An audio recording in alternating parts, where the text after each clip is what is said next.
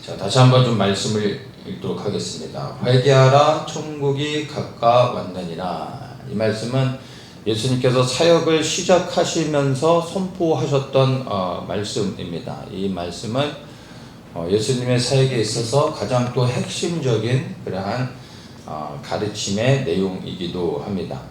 그래서 하나님 나라가 가까이 왔다라는 이 말씀의 의미는 상징적인 것이 아니라 말 그대로 하나님 나라가 가까이 오고 있다라는 것으로 우리가 받아들여야 됩니다. 그러면 하나님의 나라가 가까이 온다는 게 무엇인가를 생각해 봐야 되겠죠. 우리가 일반적으로 하나님은 모든 곳에 계시지만 하나님은 하늘에 계신 분입니다. 그리고 그 하늘에 하나님의 나라가 있죠. 그곳에 하나님께서 왕으로 통치하십니다. 근데 그 하늘에 있는 하나님의 나라가 가까이 오고 있다는 겁니다. 그러면 그 하나님의 나라가 실제적으로 우리가 살고 있는 이 땅에 임하고 있다라는 것입니다. 그리고 그것은 말씀을 통해서 보면 그 하나님의 나라가 실제로 이 땅 가운데 이루어지게 될 것이라는 예언적인 선포이기도 합니다. 그리고 그 말씀은 반드시 이루어질 것이고, 그리고 우리가 그러한 시대 가운데 살아가고 있음을 우리가 인지하고 있습니다. 그래서 하나님의 나라가 이 땅에 이루어지기 위해서 예수님께서 재림하시는 겁니다. 주님께서 하나님 나라의 통치권을 가지고 이 땅에 오셔서 하나님을 대신하여 이 땅의 왕으로 통치하시는 겁니다. 그것을 위해 이 땅에 재림하시고, 그래서 그리스도의 재림은 이 땅에 하나님의 나라가 이루어지는 것입니다. 그래서 예수님께서 이 땅에 재림하실 때 첫 번째로 하는 것이 뭐냐면 심판입니다. 그래서 하나님의 나라가 이 땅에 이루어진다는 건 그리스도의 재림이 의미하고, 그리스도의 재림은 곧 그리스도께서 왕의 권세를 가지고 먼저 심판하신 다음에 그 다음에 통치하시는 것이죠. 예. 그래서 마지막 때를 깨달은 사람들은 하나님의 나라가 이 땅에 이루어지는 것은 많은 경우 잘 보지 못하는 것 같아요. 대신 그리스도가 이 땅에 오신다는 건 알죠. 근데 그리스도의 재림은 그 심판이다라는 것으로 많은 분들이 이제 연결해서 생각을 하게 됩니다. 분명 예수 그리스도의 재림은 그 심판이기 때문에 이 심판에서 구원받기 위해서 무엇을 해야 되느냐, 본능적으로 사람들이 이제 생각을 하게 되죠. 그래서 사람들이 무엇을 붙잡게 됩니까? 회개해야 되는 겁니다. 말씀에서도 회개를 말하고 있지만 마지막 때를 깨달았을 때 사람들이 이제 많이 말하고 또 듣는 것 중에 하나가 회개인 겁니다. 하나님의 나라가 가까이 오고 있다. 심판이 임하고 있으니까 이제 우리가 돌이켜 회개해야 된다. 그래서 마지막 때를 깨달은 사람들은 회개를 굉장히 중요하게 생각합니다. 그리고 마지막 때를 깨달은 사람들에게 있어서 또 필요한 것이죠. 때를 분별하지 못할 때는 그냥 세상 가운데서 살아가다가 때를 분별했을 때 회개하여 돌이키고 하나님 앞에 나아가는 경우들이 많이 있죠. 그래서 마지막 때를 깨닫는 것이 유익함이 있습니다. 그래서 회개를 해야 구원을 받게 되죠. 그래서 회개해야 된다는 것을 중요시 여깁니다. 그리고 또 이것을 연결해서 구원을 얻는 것뿐만이 아니라 이제 마지막 때 회개를 통해서 정결케 되어져야 휴거를 받는다라고 또 생각을 합니다. 그래서 또 회개를 더욱더 중요시 여기고, 더 나아가 또 환난 후 휴거를 믿으시는 분들은 환난을 통과할 수 있는 은혜를 얻기 위해서는 또 회개해야 된다. 그래야 그 회개를 통해 하나님 앞에 인정받고 보호를 받아야 되니까 그러기 위해서도 회개를 해야 된다. 이렇게 또 다 연결을 같이 하게 되죠. 그러다 보니까 그러면 이제 어떻게 회개를 할 것인가를 고민하며 회개에 대해서 많이 연구를 하게 됩니다. 그래서 회개에 대한 책자도 보고 회개하는 것들을 고민하면서 회개의 방법들을 이렇게 저렇게 많이 찾습니다. 그런 것들을 제가 또 많이 보아왔습니다. 그리고 이제 회개를 아침 저녁으로 수시로 항상 회개하는 삶을 살려고 또 부단히 노력합니다. 그러다 보면 회개가 이제 생활화되는 겁니다. 회개가 생활화되는 것. 들으시면 어떻습니까? 회개가 생활화되고 늘 회개하는 삶을 사는 것. 이렇게 굉장히 좀 뭔가 거룩해 보이고 굉장히 성숙한 것처럼 보이지 않습니까? 그렇게 생각되십니까? 네. 계속 제가 그 부분에 대해서 얘기를 하겠습니다. 회개를 한다고 할 때 구체적으로 무엇을 회개하는 것이죠? 죄를 회개하는 거죠. 나의 죄를 회개하는 것입니다. 그래서 회개를 할 때 무엇을 생각합니까? 내가 무슨 죄를 졌을까를 생각하게 되는 거죠. 왜냐하면 회개를 해야 되니까. 그럼 죄를 뭘 졌나를 고민합니다. 그리고 찾아내죠. 찾아내야 됩니다. 그래야 회개해야죠. 회개거리를 내가 무슨 죄를 졌는지를 알지 못하면 회개할 수 없잖아요. 그래서 아주 집요하게 내가 무슨 죄를 지었는가 찾아내려고 합니다. 그리고 그 죄를 회개하게 되죠.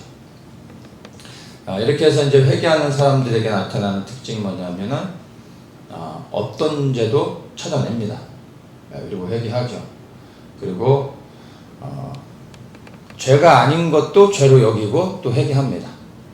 죄를 깨닫지 못하고 살아가다가 죄를 분별해서 회개하는 은혜도 있는데, 죄도 아닌데 또 그걸 죄로 생각하면서 또 혹시나 이게 내가 죄를 짓고 회개하지 않았나 싶어서 죄가 아닌 것도 죄로 여기면서 또 회개하게 됩니다. 왜냐하면 회개를 하는 게 너무나 중요하기 때문에 이렇게 저렇게 회개를 하게 됩니다. 그리고 이 회개가 일상의 습관이 되는 거죠. 생활화됩니다. 그리고 날마다 회개하죠. 입술에 회개라는 단어를 달고 살고, 회개가 중요하다 말하고 계속 회개합니다. 그런데 제가 경험적으로 보면 이렇게 날마다 회개를 외치고 회개하는 사람들에게서 발견되는, 제가 발견하는, 경험적으로 제가 발견한 것은요, 이렇게 끊임없이 회개하는 사람들에게서 결국 단 한 명도 평안을 발견하지 못했어요. 본인은 어떨지 모르겠지만 제가 제3자로서 보면 그렇게 날마다 회개하는 삶을 삶에도 불구하고 늘 뭔가 제가 볼 때 평안하지 못한, 뭔가 회개했음에도 불구하고 두려워하는 그런 모습들을 제가 이제 발견했습니다. 죄를 회개했으면 죄에서부터 자유함을 얻게 됩니다. 그것은 나타나는 겁니다. 볼 수 있는 겁니다.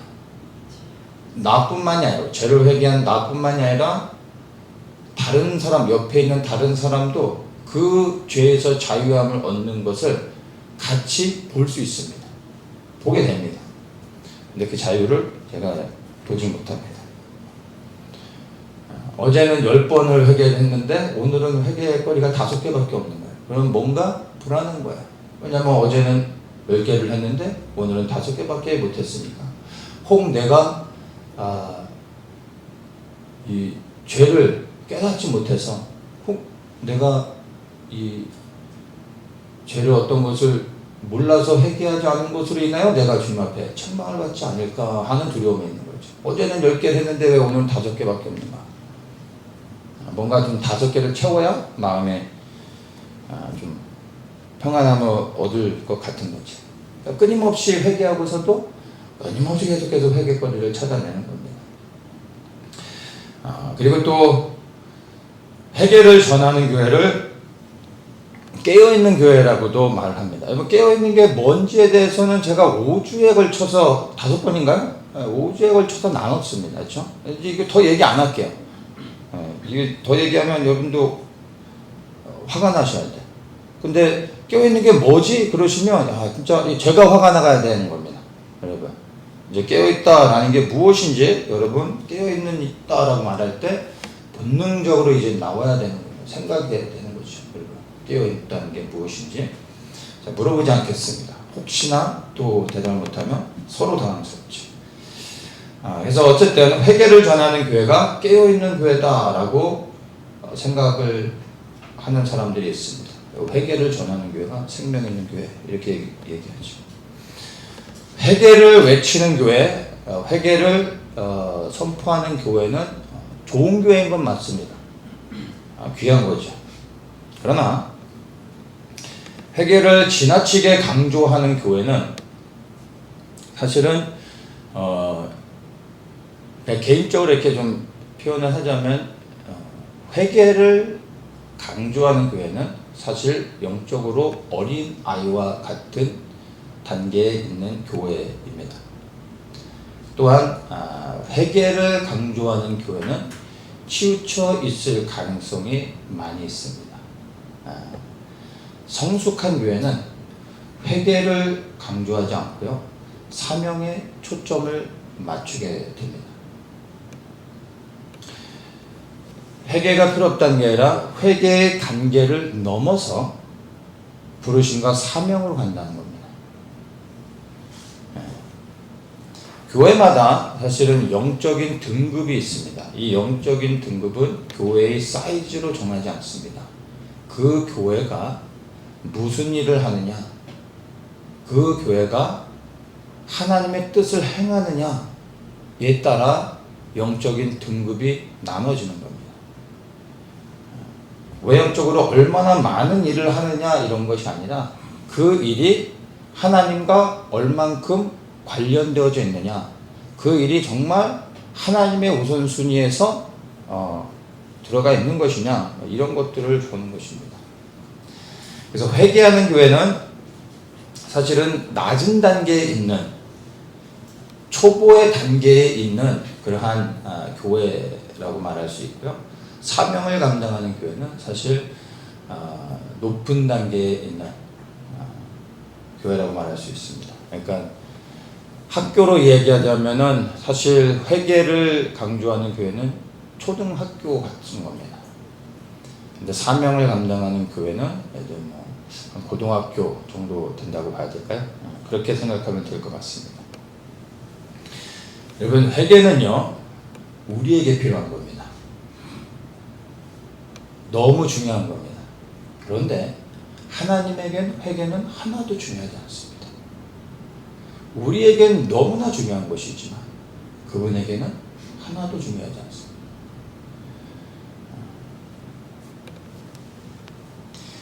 우리가 죄를 회개할 때 하나님의 영광을 받으시는 게 아닙니다. 우리가 주님의 뜻을 행할 때 그분이 영광을 받으시는 겁니다. 그런데 우리가 그분의 뜻을 행하기 위해서 반드시 거쳐야 되는 과정이, 첫 번째가 회개를 통하여 죄사함을 받고 사단의 권세에서 자유를 얻어, 그래야 주님을 섬길 수 있습니다. 그래서 회개해야 되는 것이죠. 그러나 그 회개가 시작일 뿐이지, 시작을 위한 기본 단계일 뿐이지 사실 시작도 아닌 겁니다. 우리는 이 회개를 강조하며 회개에 머물러 있는 경우가 많다는 것입니다. 이해되십니까?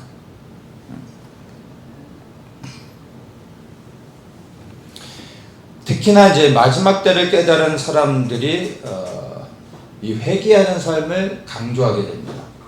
회개해야 된다. 주님 오실 때가 가까웠다. 돌이켜 회개해야 된다. 거룩한 신부가 되야 된다. 회개하여 거룩한 신부가 되어야 휴가를 받는다. 회개하고 거룩한 신부가 되어야 환난을 통과할 때 지켜주신다. 그리고 그 환난의 끝에서 주님을 만날 수 있다. 네. 그래서 회개해야 된다. 이렇게 또 얘기하죠. 구원파처럼 한 번 회개하면 더 이상 회개할 필요가 없다. 그래서 한 번 받은 구원은 영원하다. 뭐 이렇게 회개하는 것과 구원을 이렇게 연결하는 것도 잘못이지만은, 그러나 회개를 너무나 지나치게 회개하면서 회개를 강조하는 것도 사실은 잘못된 겁니다. 치우쳐 있는 겁니다. 말씀드렸지만 회개는 너무나 필요한 거지만 여러분, 회개를 지나치게 강조하게 되면은 우리 개개인이 영적인 침체에 빠집니다. 결코 성장하지 못합니다. 회개해 놓고서도 주눅들고 두려워합니다. 말씀드린 것처럼 회개했음에도 불구하고 그러면 죄사함을 받았는데도 자유하지 못합니다. 뭔가 불안합니다. 혹 내가 9개를 회개했는데 한 가지 회개하지 못한 것으로 인하여 내가 깨닫지 못해 회개하지 못했는데 혹시나 그것 때문에 내가 주님께 책망을 받지 않을까, 버림을 받지 않을까 회개해놓고서도 불안해하지. 그래서 끊임없이 자꾸 회개하려고 합니다. 종교적인 형태로 가는 거죠. 끊임없이 회개하는 모습이 너무나 사람들은 어떤 부분에서는 거룩한 것처럼 성숙한 것처럼 보지만 사실은 제가 보면 공산주의의 자화 비판과 별 다름없는 모습으로 보여지기도 합니다. 회개를 늘 하는 사람들이 다 그렇다는 게 아니라 회개가 너무나 지나치게 강조되어지고 이 회개의 강박감에 잡혀있는 사람들이 그렇게 될 수 있다는 것입니다. 말씀드린 것처럼 회개는 신앙의 초기의 단계에서 강조되어지는 것입니다. 그런데 이 단계에 머물러 있으면 안 되고 다음으로 올라가야 되는 겁니다. 회개한 다음에 거듭난 그리스도인이 되고 나면 그러면 이제 부르심과 사명에 초점을 맞춰 살아가게 되는 겁니다. 이걸 위해 우리가 죄에서 돌이키는 회개가 필요한 것입니다. 이 부르심과 사명을 한마디로 표현을 하면은 뭐라고 말할 수 있겠습니까? 순종입니다. 순종. 순종이라고 하면 너무나 포괄적이죠. 그런데 우리가 이 방향을 잡고 이제 주님이 우리에게 명하신 일들을 감당하는 겁니다. 그걸 사명이라고 말하죠. 주님이 우리를 부르시고 우리는 그 부르심에 반응하는 것. 이게 사명입니다. 근데 이게 순종인 것이죠. 근데 여러분 가만히 생각해 보세요. 우리가 주님의 뜻에 순종하며 매일의 삶 속에서 한 걸음 한 걸음 끊임없이 계속해서 부르심과 사명을 향하여 나아가며 순종하는 삶을 살죠. 여러분이 그렇게 살아보세요. 그러면 우리가 순종하기로 결단하고 이렇게 살아가는에도 불구하고 순종이 됩니까? 안 된다는 거예요. 주님의 말씀에 순종하고 주님의 뜻을 행하려고 그렇게 살아가지만 때때로 우리는 넘어집니다. 실패합니다. 나의 연약함 때문에 실패하기도 하고 나의 의로 실패하기도 하고 그리고 일부러 주님께 불순종하기도 합니다. 끊임없이 우리는 실패합니다. 그런데 그 실패의 과정 가운데서 여전히 그럼에도 불구하고 우리의 마음의 중심은 표대를 정하고 말씀에 순종하여 계속해서 나아가는 사람은 순종의 과정 가운데 우리가 실패할 때 어떻게 합니까? 나의 잘못을 깨닫고 돌이키고 회개하죠. 늘 순종하며 살아가는 사람의 삶의 중심에는 항상 회개가 있게 되는 겁니다. 초기의 신앙의 단계에서는 회개를 말해주는 것이 필요하지만 그러나 성숙한 그리스도인들에게는 회개를 말하지 않아도 회개해라 라고 이야기하지 않아도 순종하는 삶을 살아가는 과정 가운데 이 회개는 계속해서 반복적으로 우리에게 일어나게 되는 겁니다. 회개를 찾아서 하는 것이 아니라 나의 주님 앞에 부족한 부분들을 깨닫고 또 불순종하는 것들을 발견하며 그때마다 내가 돌이켜 회개하게 되는 것입니다. 그래서 성숙한 그리스도인들, 그래서 말씀에 순종하며 주님의 뜻을 행하는 사람들에게는 회개를 강조하지 않아도 삶의 중심에 회개가 있는 겁니다. 이해되십니까? 이 회개가 필요 없다는 것이 전혀 아닙니다. 회개는 필요한 것이죠. 특별히 회개가 어떤 사람에게 필요하겠습니까? 어떤 사람들에게 강조가 되어야 되겠습니까? 깨어있지 못하고 정신을 못 차리고 종교적으로 그냥 주일에 한 번 나와서 예배 한 시간 드리고 이제 원하는 대로 살아가고 있었던 수많은 사람들에게 이 회개의 메시지가 필요한 겁니다. 예수님을 믿고 한탕 이렇게 잘 돼서 복을 받고 싶어서 예수님을 믿고 교회를 다니는 수많은 사람들에게 회개가 선포되어야 하는 것입니다. 세상에 속하여 세상을 즐기며 세상 가운데 살아가고 있는 수많은 교회 안에 있지만 그러나 세상에 속한 사람들, 이런 사람들에게 여러분 회개가 선포되어야 하는 겁니다. 나를 위해 살고 있는 사람들에게 이 회개의 선포가 있어야 되는 겁니다. 그러나 이미 죄에서 돌이켜 예수 그리스도를 위해 살고 있는 사람들에게는 회개를 이야기할 필요가 없습니다. 내가 어느 단계에 있느냐에 따라 여러분 이것들을 우리가 조절할 수 있어야 되는 겁니다. 물론 교회에서는 끊임없이 또 회개의 말씀들이 선포되는 건 필요하겠지만 이것이 강조되어지는 것은 아니라는 겁니다. 그 교회의 영적인 상태와 수준에 따라 선포되는 말씀은 다른 겁니다. 그건 제가 말씀을 나눴지 않습니까? 초등의 단계에 있는 교회에게는 이런 메시지가 필요한 것입니다. 교회 공동체적으로 이러한 과정을 지나야 됩니다. 그러나 언제까지 이 단계에 머물러서 끊임없이 회개만 선포합니까? 회개는 시작도 아닌 겁니다. 시작을 위한 바탕을 까는 겁니다. 언제 주님을 위해 순종하면서 달려갈 겁니까?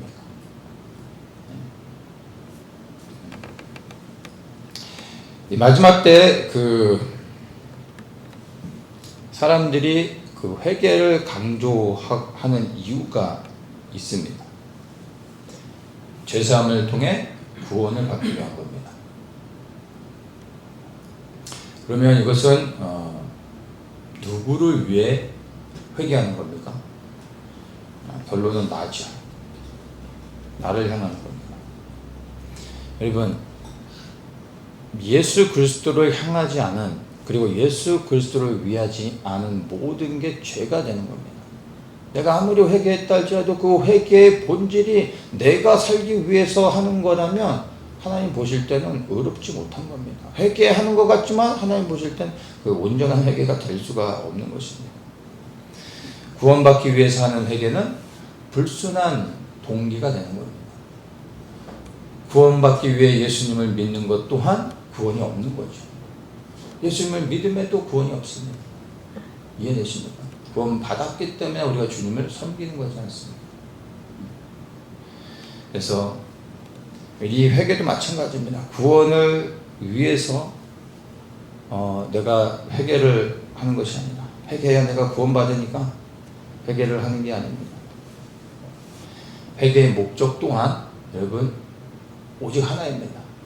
예수 그리스도를 위한 것입니다. 이 회개는 내가 아닌 예수님을 위한 것이 되어야 합니다.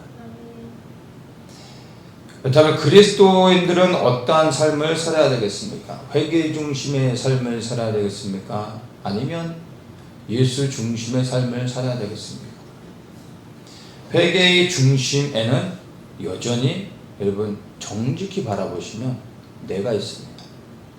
나를 위한 겁니다. 예수 중심의 삶에는 당연히 예수님이 있습니다. 근데 여러분 예수 중심의 삶을 살다 보면 회개가 나올 수밖에 없습니다. 그리스도의 뜻에 순종하며 살아가다 보면 나를 발견하게 됩니다.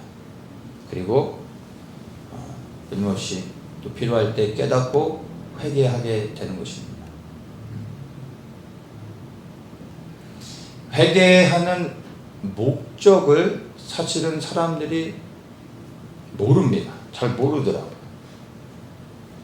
많은 사람들이 참된 회개가 무엇인지를 모릅니다. 여러분들은 참된 회개가 무엇이라고 생각합니까? 여러분들 안에 개개인적으로 이 참된 회개가 무엇인지, 회개의 목적이 무엇인지 여러분들은 정리가 되어 있습니까? 참된 회개의 목적이 무엇인지를 모르면 회개의 방법은 알지만 여러분 회개의 목적은 결국엔 모르고 지나갈 수밖에 없습니다. 사도행전 26장 20절에 보면은 이런 말이 있습니다. 회개하고 하나님께로 돌아가서 회개에 합당한 일을 행하라. 잘 들어보세요. 회개하고 하나님께로 돌아가서 회개에 합당한 일을 행하라. 회개에 합당한 일을 행하라. 이렇게 말하고 있습니다. 많은 사람들이 죄를 자백하는 것을 회개라고 생각합니다. 이것은 회개의 절반입니다. 이걸 가지고 회개라고 말하면 안 되는 겁니다. 회개가 아니다 라고 말할 수는 없죠. 그러나 이것은 온전한 회개는 아닌 겁니다. 회개하고 하나님께로 돌아가서 이 부분인 거죠. 죄사함을 얻는 것입니다. 죄사함을 얻고 이제 하나님을 섬길 수 있는 자유를 얻게 되는 겁니다. 여기가 회개하고 하나님께로 돌아가는 과정입니다. 그런데 말씀에서는 뭐라고 얘기합니까? 그 다음에 회개에 합당한 일을 행하라. 여기까지가 온전한 회개입니다. 성경적으로 참된 회개는요, 죄에서 돌이키고 하나님께로 향할 뿐만 아니라 이제 하나님께 가서 회개에 합당한 일을 행하는 것입니다. 그럴 때 비로소 온전한 회개를 하는 것이고 회개의 열매를 맺게 되는 것입니다. 그래서 온전한 회개는요, 회개에 합당한 일을 행하는 것까지 가야 그것이 참된 회개라고 말할 수 있습니다. 이 말씀을 보면 회개의 목적은 죄사함을 통해서 구원을 얻는 것이 아니라 회개의 목적은 죄사함을 통해 자유를 얻고 주님을 섬기기 위한 것이라는 것을 말씀을 통해 분명히 우리가 알 수 있는 것입니다. 그렇다면 회개에 합당한 일이란 무엇일까요? 우리가 읽었던 이 본문에서 회개하라 하나님 나라 가까이 왔느니라, 이 말씀에서 우리가 발견할 수 있습니다. 이 말씀을 거꾸로 돌려서 보면 회개하라 하나님 나라가 가까이 왔느니라, 하나님의 나라가 가까이 오고 있으니까 그래서 너희들이 회개해야 된다, 이렇게 생각할 수 있는 것입니다. 그래서 이 회개는 단순히 죄에서부터 돌이키는 죄사함을 받기 위한 그런 회개가 아니라 이 하나님 나라와 연결해서 회개를 생각할 수 있어야 되는 것입니다. 단순히 죄를 회개하라는 것이 아닙니다. 회개하라 하나님 나라가 가까이 왔느니라, 여기에 회개해야 되는 이유를 분명하게 뒤에서 설명해 주고 있습니다. 하나님 나라 때문에. 그래서 여기서 말하는 회개는요, 다른 것이 아니라 단순히 죄를 회개하는 것이 아니라 하나님 나라가 가까이 오고 있으니까 회개하라. 이 말은 이제 하나님의 나라가 가까이 오고 있으니까 지금까지 하나님 나라의 백성으로 살지 않았던 것에서 돌이켜 이제 하나님의 백성이 되어 하나님을 이 땅에서 섬기라는 겁니다. 그러고 있을 때 하나님의 나라가 이 땅에 임하면 우리는 누구에게 속합니까? 이 땅에서 하나님 나라 백성으로 하나님을 섬기고 있었기 때문에 그리스도가 이 땅에 하나님 나라의 통치자로 오실 때 우리는 하나님 나라의 백성으로 들어갈 수 있게 되는 겁니다. 우리에게 회개를 요구하시는 것은 단순히 죄에서 돌이키라는 것이 아니라 하나님, 이 세상에 속하여 살아가던 세상의 백성의 삶을 끊어내고 하나님 나라의 백성으로 살아가라고 우리에게 말씀하고 있는 것입니다. 하나님 나라가 임할 때 하나님 나라에 속하지 않은 모든 사람들은 심판을 받게 될 것입니다. 그게 기준입니다. 그래서 우리는 이 땅에 살고 있지만 그러나 우리는 이 땅에 속한 자들이 아닌 하나님께 속한 자들로 살아야 되는 것입니다. 이 세상의 임금이 누구입니까?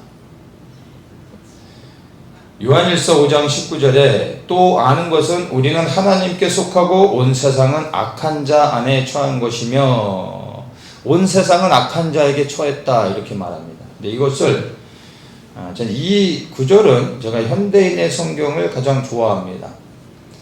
뭐라고 얘기하냐면 우리는 하나님께 속하였고 온 세상은 마귀의 지배 아래 있습니다. 가장 쉽게 풀어서 설명해 줍니다. 여러분, 세상의 왕은 마귀입니다. 우리가 세상에 속하여 산다는 것은 우리가 나는 사탄을 섬깁니다 라고 말하지 않아도 세상에 속하여 세상의 문화 가운데 세상을 즐거워하며 살아가는 것은 곧 마귀를 섬기는 겁니다.